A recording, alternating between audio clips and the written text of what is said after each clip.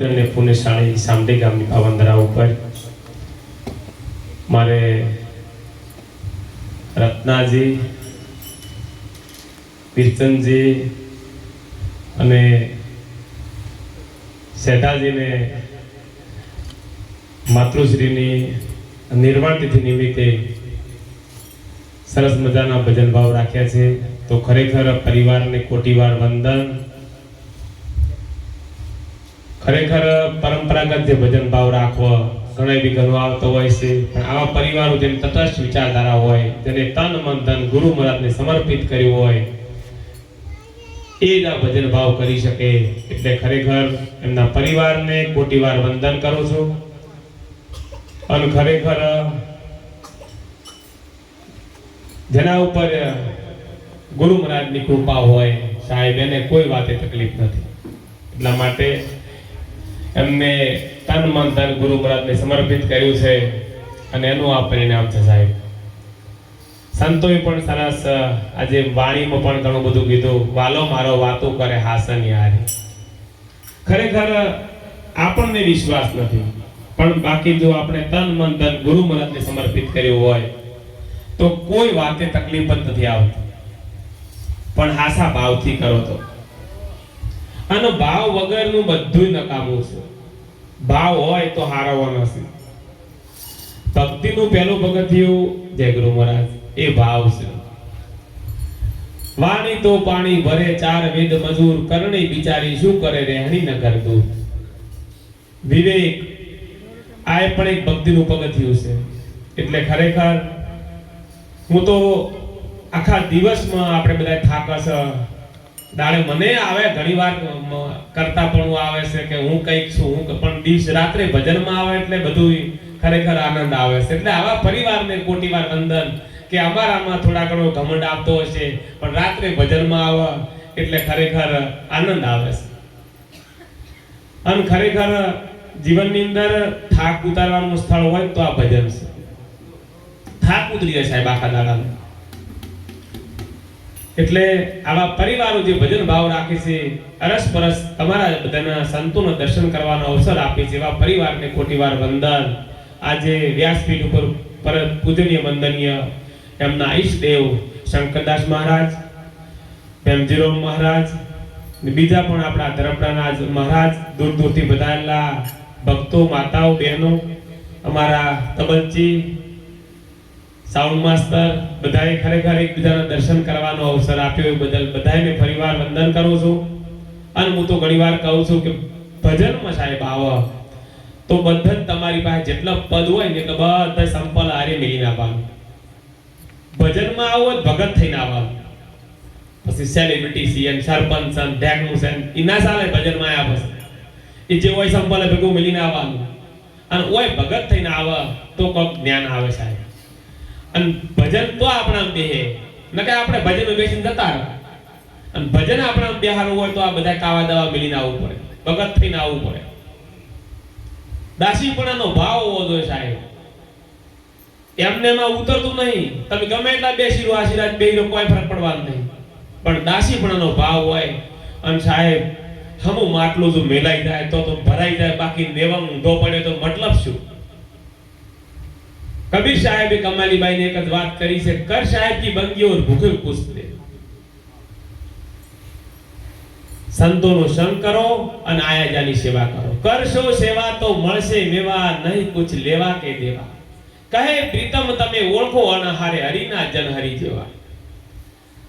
જો લઈ જાતા આવડે તો પૈસા ભેળા આવે છે, ગાડીઓ ભેળી આવે. બોલો ભગત ભલે કહેતા કે આ તો બધું પડી કોઈ પડી રહેવાનું નહીં, બધું ભેગું આવવાનું. તમને લઈ જતા આવડે તો, તમને પડી કવાડતા આવડે ને તો બધું ભેગું આવે છે.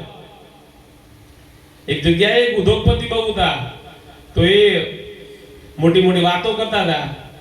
પછી એક સંતે વાત કરી, ભાઈ તમે હોય તો બધી વ્યવસ્થા કરી છે, પણ ભગવાનના ઘેર તમે પૈસા લઈ જવાની કોઈ વ્યવસ્થા કરી? તમારા આટલા બધા પૈસા તમે મૂકી જતા રહેવાના છે.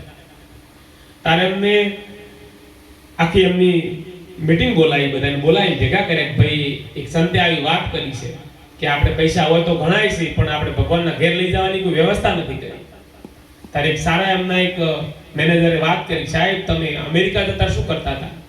તો કે અમેરિકા જતા અમે ડોલરમાં કન્વર્ટ કરતા હતા, અને યુરોપમાં જતા શું કરતા હતા તો કે પાઉન્ડમાં કન્વર્ટ કરતા હતા.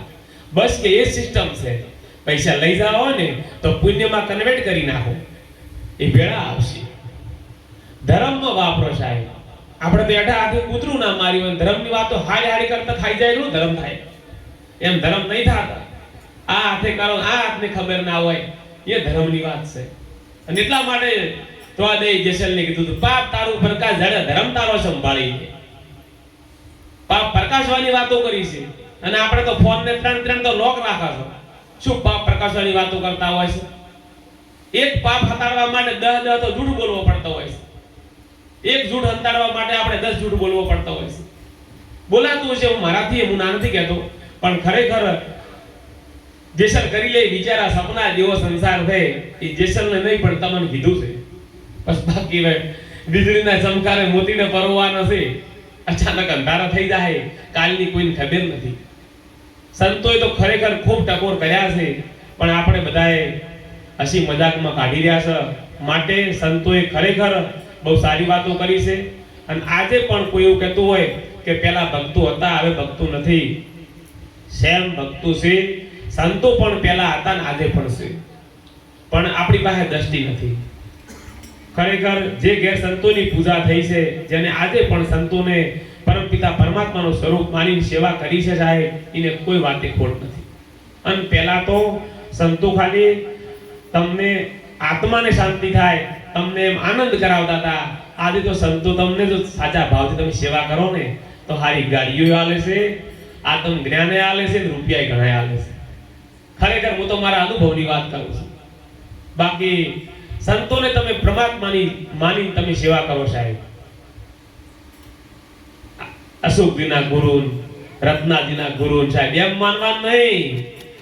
પરમપિતા જઠે બાળો વટે હરખો, આ ઘડનારા ને ઓળખો. પછી એમ ના કોમાં આવે ને તમારે ચોક વગે નમવાનું, ચેક ઉભા નમવાનું, હરખી લાઈનમાં હરખું નમવું પડે.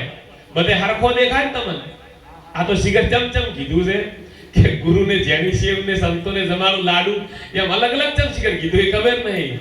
હરખું આવું છે હું તો કહું છું, જય બાળાને હરખો દેખાવો જોઈએ, અને તો સાહેબ મજા આવે. મુગા લગભગ મહારાજ ઘણા સમય પહેલા મેં કીધું હતું તમારા ઘેર ભજન હોય, અને આ ધડપડાની વાત ફરી પાછી આજ કરું છું કે તમે સાહેબ જો વેવાઈ ભાઈ પૂજન કરતા હો તો ના કરતા. પરમપિતા પરમાત્મા તમારા ઓગણે પધાર્યા છે, અને એમનું તમે પૂજન કરી રહ્યા છો તો કોક તમને ફાયદો થાય. બાકી વાતો છોડી મેલો સાહેબ. અને તમારા આજે જો આપણે બેનું જ્યારે જળ વધાવા જતા હોય તો સાહેબ કોઈ દાડો પોણી તીલું થાતું નહીં. એ તિલક માટલાને જ કરવું પડે, અને આ વિવિધ માટલું છે, બીજું કોઈ નહીં સાહેબ. પરમપિતા પરમાત્માને સમજી અને આપણે એમનું પૂજન કરીએ, આપણે એમની સેવા કરીએ સાહેબ. શંકરદાસ મહારાજ છે, હું પૂજા કરું, ભેમજીરો મહારાજ અમારા ગોમના છે, મેં પૂજા કરું સાહેબ. તમને જ્ઞાન થયું જ નથી. ભાવ હોવો જોઈએ. પરમપિતા પરમાત્મા પોતે પધાર્યા છે, એટલો બધો તમારા દાસીપણાનો ભાવ હોય, અને તો સાહેબ તમે મેળવી કેવો ન. બાકી જિંદગી હારે ફરો કોઈ ફરક પડવાનો નહીં. અને ખરેખર આવો ભાવ હશે ને કોઈ દાડો દુખાવાનું નથી. માટે ખૂબ સંતોની સેવા કરજો સાહેબ. સંતો સિવાય આનંદ નથી.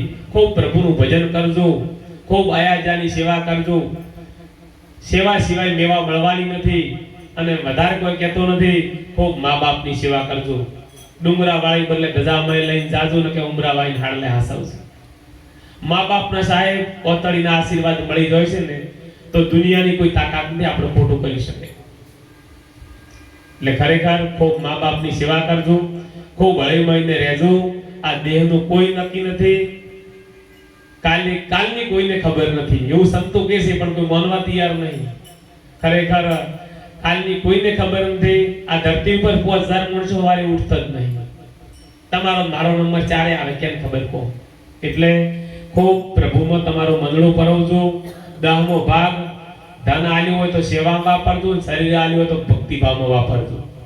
અને આનંદ કરો, બીજી વાત નહીં. મનખા જેવું ટોણું વાળ્યા ને મળે સાહેબ.